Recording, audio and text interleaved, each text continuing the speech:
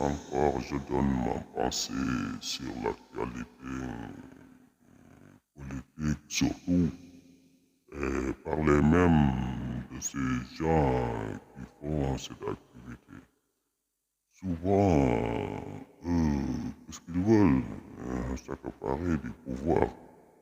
Ok, souvent, c'est des gens qui ne sont ni, qui n'ont qu'une seule ambition, c'est-à-dire diriger le pays. Et tout ça, c'est pour leur propre intérêt. S'enrichir sur le dos des populations. Or, dans nos pays, par exemple, après plus de 100 ans d'indépendance, si aujourd'hui qu'on est indépendant, c'est pas facile d'y croire. Et chaque jour, on voit des facteurs montant une pauvreté qui est toujours là, très accrue. Même si tu es salarié, parfois ton salaire ne te permet pas de vivre décemment. Et nos pays africains, c'est pareil, surtout en Afrique de l'Ouest, on sent qu'on est toujours dominé sous la tutelle de la métropole. Voilà. Et même les élections, on sent de l'ingérence de la métropole. Parce que comment nos ministres peuvent se lever un bon jour en grand nombre et en Europe, rien que pour signer des contrats. Est-ce qu'on voit l'effet contraire? Est-ce qu'on voit les ministres des pays colonisateurs venir en masse dans notre pays rien que pour signer des contrats? Donc, si on voit ces choses-là, on peut douter même de la sincérité de ces relations. Voilà. Et d'autres qui sont même dans l'opposition aussi. Avant de venir même, on sent qu'il n'y a même pas de démocratie à l'interne entre eux. Souvent, c'est des trahisons, voilà. Et c'est ça, des trahisons et des positionnements. Donc, c'est comme un gâteau où chacun veut prendre sa part.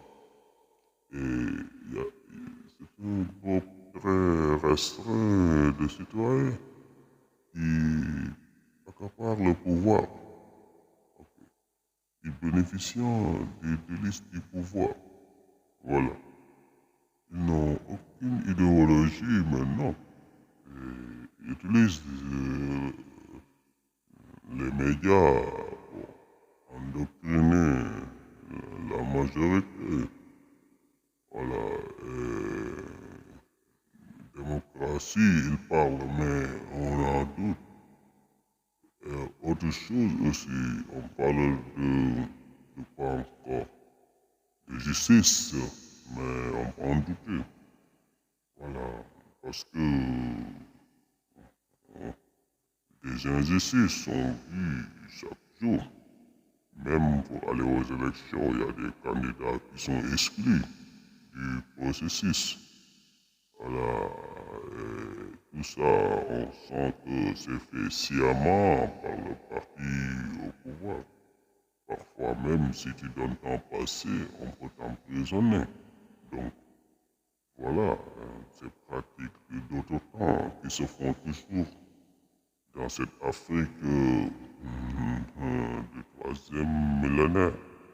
Donc, comment on peut dire que nous, on est indépendants? Donc, c'est quelle indépendance parle-t-on? Et c'est une occasion de faire un parallélisme au niveau, par exemple, des structures bancaires ici au Sénégal.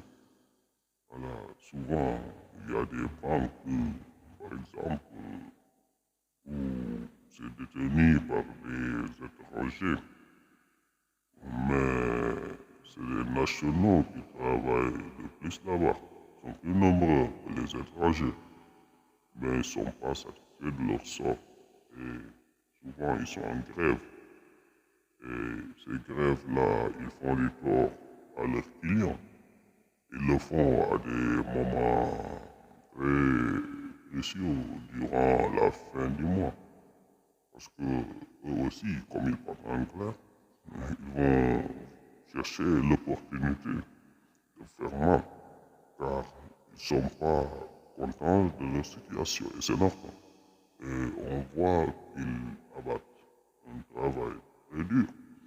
Ils font des heures de travail, et ça, tous les clients qui vont dans les banques le savent. Mais les innocents, c'est les clients, parce que parfois, il y a que ces banques qui refusent de prendre certaines sommes si tu n'as pas ouvert ton compte là-bas. Donc la question du guichet unique n'existe plus. Donc ce qui veut dire qu'il y a des manquements.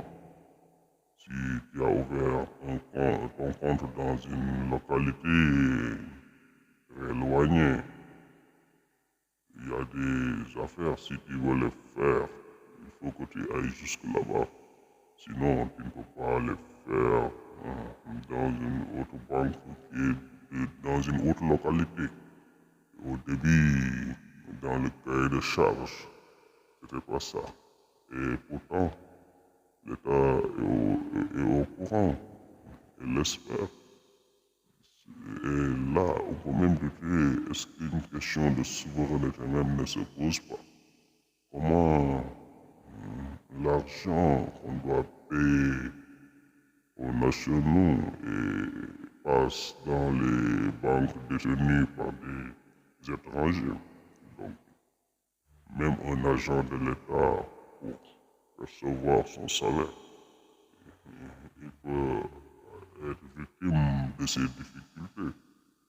Donc, c'est un prétexte même pour lui, il peut se dire qu'il n'a pas perçu son salaire et s'absenter au travail. Vous voyez tous ces manquements. Et on parle d'émergence, de développement. Donc, là, c'est une situation très sérieuse. L'État doit prendre des mesures parce que il parle de domiciliation, tu domicilies ton salaire dans une structure tiers pour percevoir ton salaire. C'est le calvaire. Voilà. Donc là aussi, on sent l'absence de l'État. Ok? Et ceux qui le font ne sont pas du pays.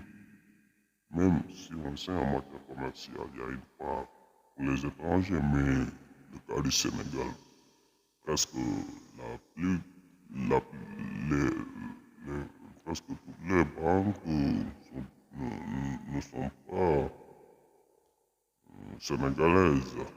C'est des banques appartenant à d'autres pays, la France, le Maroc, le Nigeria et autres. Donc, il n'y a pas de grande banque digne de son nom, à part peut-être BHS, détenue par les Sénégalais en grande partie.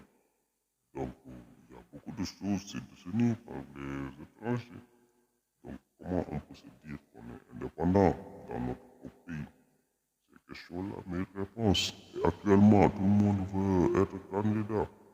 Et c'est sûr qu'une fois que ces candidats-là élus, il n'y aura pas rupture. Ce sera la continuité. Donc, voilà, c'est de la trahison. Et personne n'essaye pas de changer ce système. Et si tu veux le changer, souvent, ça débouche sur des comptes, sur des quoi, je ne dirais pas contentieux électoraux plutôt, mais sur des problèmes. Hein. entre l'opposition et le pouvoir. Et ici, en matière de politique, l'opposition et le pouvoir se haïssent. C'est comme des ennemis, hein, voilà. Voire même des adversaires. Voilà. Souvent, si tu n'es pas avec l'autre, l'autre te prend comme ton pire ennemi. Et où est le débat intellectuel dans ça? Sur les plateaux de télé, c'est des invectives, parfois des gros mots, des manque de respect entre gens de partis différents. Et ils se disent que c'est l'intérêt sénégal qui les anime. Voilà. Ils ne respectent même pas le peuple. Voilà. C'est ça, quoi. Donc notre Afrique doit revoir sa façon de faire, comportement, mettre au pouvoir des gens de valeur, des gens intègres, des gens qui sont d'une bonne moralité. C'est ça les combats qui urgent de faire. Si on met des gens qui n'ont pas de valeurs, qui sont de moralité douteuse, c'est toujours des vulgarités, l'indiscipline, et tout ça ne concourt pas à un développement.